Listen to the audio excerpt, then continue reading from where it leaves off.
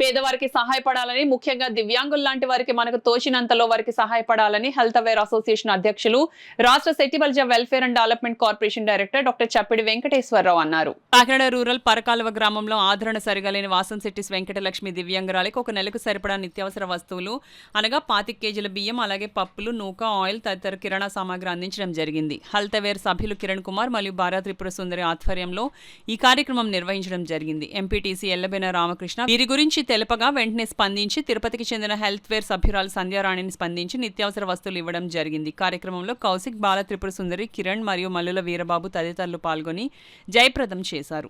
ఎల్లబోయిన రామకృష్ణ వారు ఇక్కడ ఈమె దివ్యాంగురాలు చాలా ఇబ్బందులు ఉన్నారని చెప్పగా మేము ఇక్కడికి ఈ నిత్యావసర వస్తువులు తీసుకుని ఇవ్వడం జరిగింది. అయితే ముఖ్యంగా ఏంటంటే దివ్యాంగురాలనే కాదు, ఎవరైనా కానీ ఆపదలో ఉన్న వాళ్ళని ఆదుకోవడం అనేది మాకు ముఖ్య ఉద్దేశంగా మేమందరూ కూడా ముందుకు వెళుతున్నాము.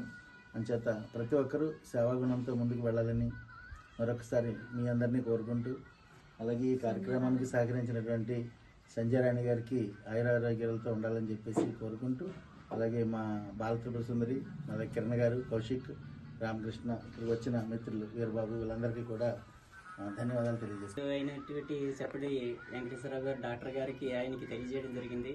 తెలియజేసిన ఒక రోజులోనే మాకు ఇన్ని అవకాశాలు తీసుకొచ్చి ఈవిడికి నిత్యావసర వస్తువులు ఇవ్వడం జరిగింది. అలాగే వెల్ఫేర్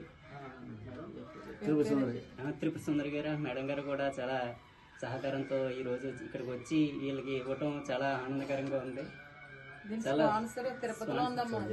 డొనేట్ చేసిన ఆవిడ సంధ్యారాణి గారట. ఆవిడ ఆయురారోగ్యాలు అష్టైర్యాలతో కూడా ఇంకా వెళ్ళగాలని మనస్ఫూర్తిగా కోరుకుంటున్నాను.